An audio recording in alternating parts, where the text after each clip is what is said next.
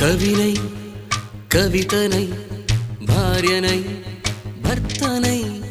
కవినై కవితనై భార్యనై భర్తనై మల్లెల దారిలో మంచు ఎడారిలో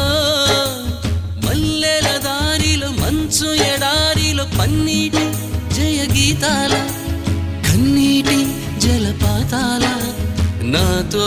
నేను అనుగమిస్తూ నాతో నేనే రమిస్తూ ఒంటరినై అనవరతం కంటున్నాను నిరంతరం కలల్ని కథల్ని మాటల్ని పాటల్ని రంగుల్ని రంగవల్లుల్ని కావ్య కన్యల్ని ఆడపిల్లల్ని జగమంత కుటుంబం నాది ఏకాకి జీవితం నాది